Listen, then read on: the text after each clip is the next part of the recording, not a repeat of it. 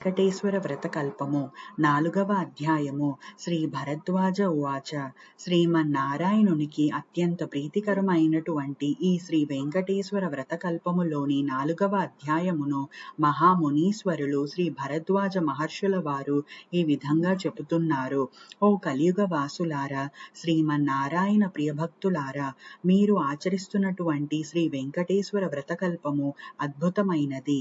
మీ కోరికలన్నింటినీ తక్షణమే తీర్చగల ఉపాయము.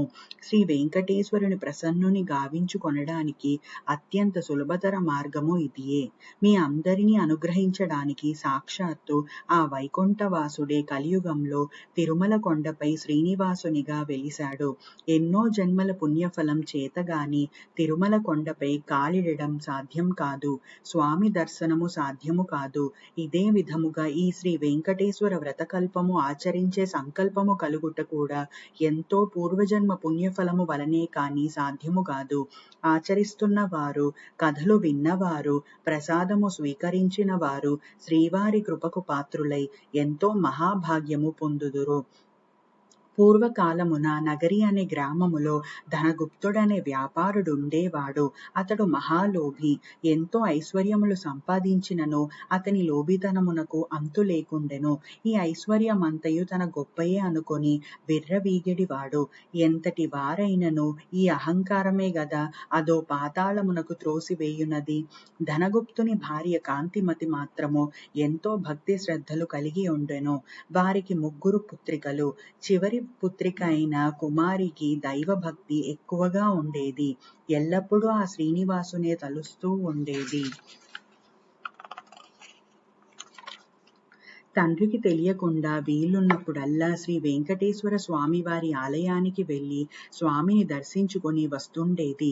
ఇంటికి తీసుకువచ్చిన ప్రసాదాన్ని అందరూ స్వీకరించిన తండ్రి మాత్రం ఎప్పుడూ తీసుకునేవాడు కాదు. భర్త యొక్క ఈ ప్రవర్తనకు కాంతిమతి మిక్కిలి చింతించెడిది.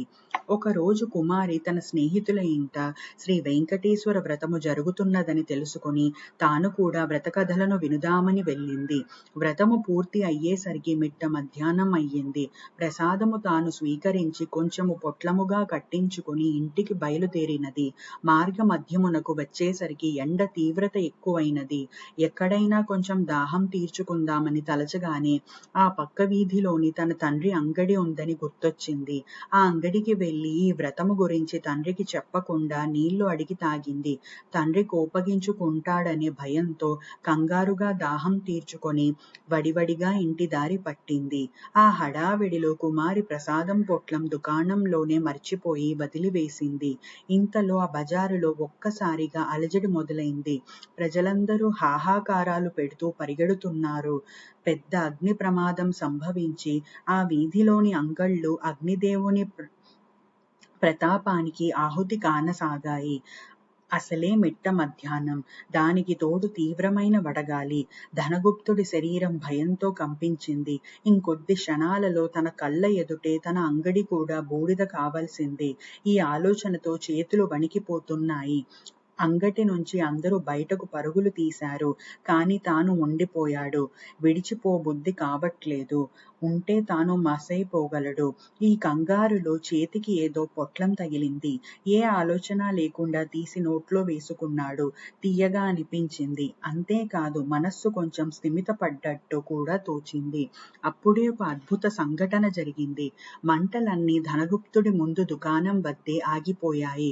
ఒక నిప్పు రవ్వ కూడా తన దుకాణంపై పడలేదు. ఏమీ ఈ విచిత్రం, ఏమీ ఈ మాయ? ధనగుప్తుడి నోటి మాట రాలేదు.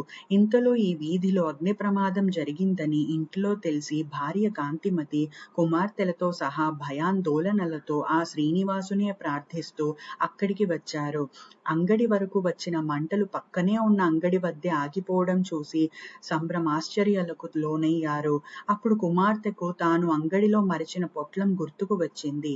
ధనగుప్తుడు అంతకు ముందు తాను తిన్నది ఆ పొట్లంలోనే పదార్థంగా గ్రహించాడు.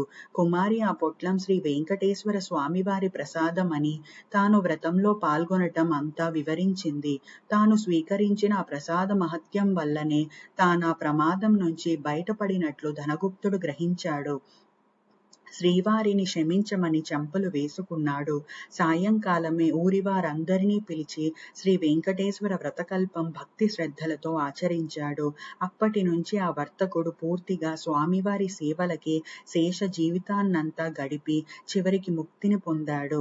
కేవలం ప్రసాదాన్ని స్వీకరించినంతనే ఎంత ఆపద నుంచి బయటపడ్డాడో చూశారు గదా.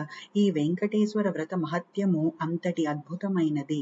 మీరందరూ వీలున్నప్పుడల్లా ఈ వ్రతం ఆచరించి శ్రీనివాసుని కృపకు పాత్రులు కావలసిందని భరద్వాజుల వారు అనుగ్రహించారు. గోవింద గోవింద గోవింద. 4వ అధ్యాయము సమాప్తము. శ్రియః కాంతాయ కళ్యాణ నిధయే నిధయేర్ధినాం శ్రీ వెంకట నివాసాయ శ్రీనివాసాయ మంగళం.